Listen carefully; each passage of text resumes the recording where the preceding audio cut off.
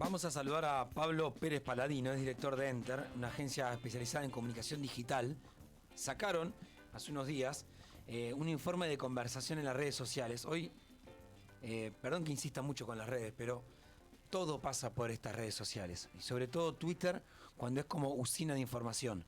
Todo lo que vos ves que se replica en la radio, en la tele, en muchos canales de streaming, salen de Twitter. Inclusive, seguramente escuchás, no sé, hace minutos escuchaste la nota de Patricia Bullrich y nadie sabe muy bien en qué contexto la dio. No el contexto, sino en qué programa salió.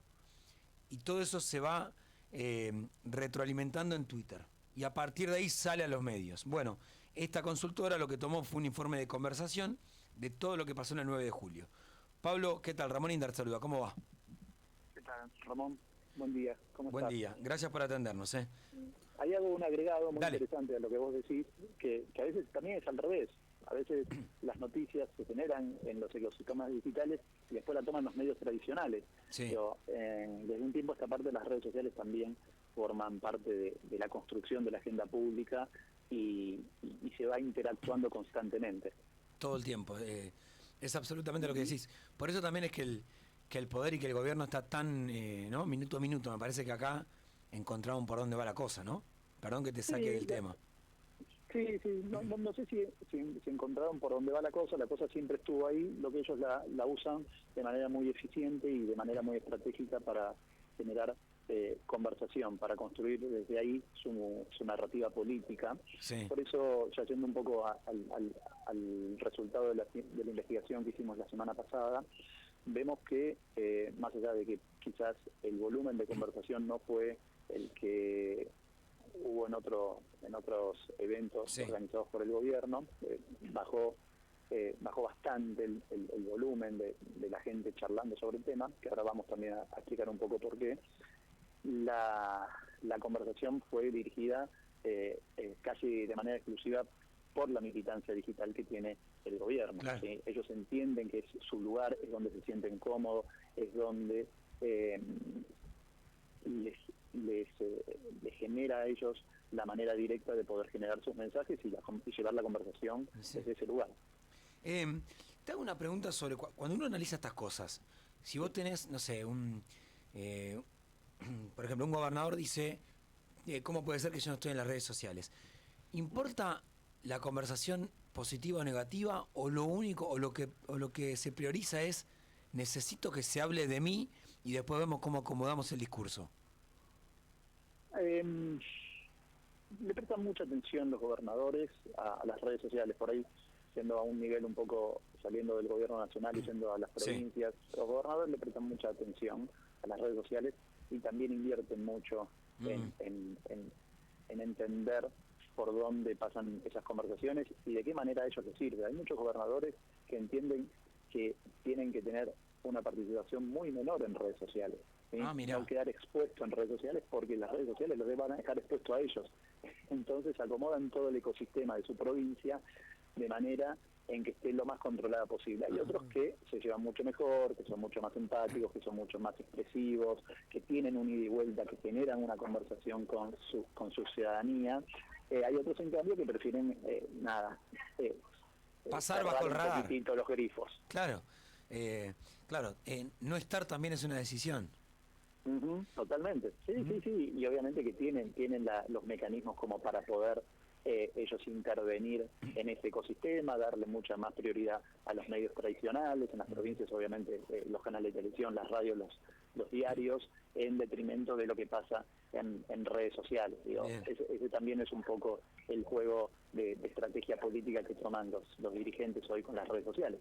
Pero es verdad también, Ramón, que muchas veces cuando viene la ola es imparable. Total. Y Milei eso lo entiende y lo entiende muy bien y sabe que las redes sociales es su terreno, es su territorio, es donde él se siente cómodo y es donde él puede mostrar iniciativa en la agenda pública y lo hizo muy bien. Pablo, ¿cómo estás? Eugenia Muse te saluda. ¿Qué tal, Eugenia? Muchísimo gusto. Un gusto. Bien, bueno, vos decías recién esto, ¿no? Que Milei sabe que su terreno son las redes sociales y, por ejemplo, el sábado vimos al ministro de Economía anunciar una medida importante después de haber tenido una conferencia de prensa también poco clara, La medida también por Twitter un poco poco clara, explicada. ¿Le sirve al gobierno esto? Digo, ¿también es terreno del resto del gabinete anunciar medidas o la conversación en Twitter, la conversación con los periodistas, las opiniones y contestar a los usuarios? ¿También es terreno del resto del gabinete? Yo acá me voy a poner en el rol de docente, yo soy también profesor universitario.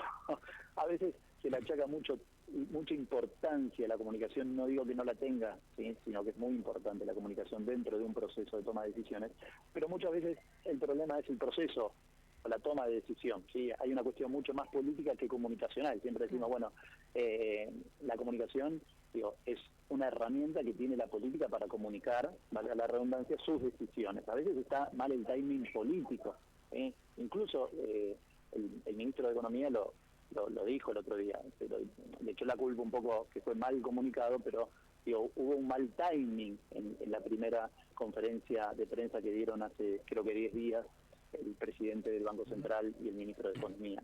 En cuanto a los roles de vocería, yo creo que creo que a Milei eso no se le escapa, al gobierno, y a Santiago Caputo tampoco se le escapa. Santiago Caputo es un profesional de la consultoría política muy inteligente y con mucha experiencia, y ellos saben cuáles son los voceros y en qué momento tienen que aparecer los voceros en redes sociales. Ahí no creo que las intervenciones sean de manera espontánea, sino ahora, que Pablo, hay una cuestión precisa y calculada de parte, y que forma parte de una estrategia. Te hago una última pregunta y te agradezco el tiempo. Pablo Pérez Paladino, quien habla, director de Enter, agencia especializada en comunicación digital. Hoy a la mañana yo arrancaba leyendo parte de la crónica de la revista Crisis y contando cómo el gobierno está usando todo este sistema para atacar personalmente a quien quizás llama la atención o dan la tecla con algún punto, ¿no? Entonces, le va pasando a determinados personajes que apuntan contra él. O sea, a Nacho Torres lo apuntaron cuando se paró de manos, digamos, como si fuera esto en la calle, contra el presidente, y sufrió ese famoso hateo y operaciones durante casi 15 días. ¿Esto ustedes lo toman como una herramienta más? ¿Se le advierte a un cliente esto, el famoso doxeo, que es tirarle cuestiones personales a la persona para intentar censurarla? Yo creo que hoy eso ya está presente. Por ahí te saco de la pregunta concreta y me voy un poco a la investigación porque tiene que ver. Dale. Nosotros en la investigación, el resultado quizás más importante es que vimos que las conversaciones las podemos dividir en tres actores.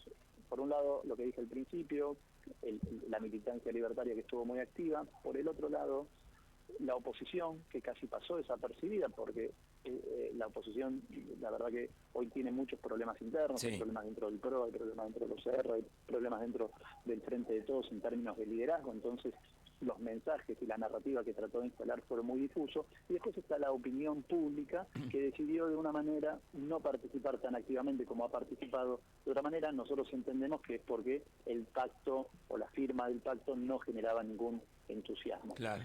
Y ahora vuelvo a tu pregunta concreta, eso cuando nosotros trabajamos con diferentes clientes, cuando trabajamos con diferentes gobiernos, está presente todo el tiempo cómo nosotros construimos nuestra narrativa y sobre también el público objetivo al cual nosotros le queremos hablar. Hay un público objetivo que sabemos que no vamos a poder convencer y que nos va a atacar con más o menor virulencia. Después nosotros tenemos que tratar de ver de qué manera separar eso y hablarle al público que está más propenso a escucharnos, ¿sí? Tal cual. Este tipo de ataques siempre existió, va cambiando la época, pero siempre van a estar presentes, forman parte de la discusión política, forman parte del ámbito de la comunicación política. Obviamente no son muy simpáticos, no son muy agradables, hay muchos que se desbandan, se van un poco muerden banquina, como decimos, pero hay que entender que es parte del juego político, y hoy las redes sociales también, hoy no, desde un tiempo a esta parte también genera muchísima impunidad y libertad en poder decir cualquier cosa, pero hay que entender el contexto y hay que saber moverse bien en el contexto y sobre todo de manera eficiente e inteligente. Pablo, muchas gracias por el tiempo.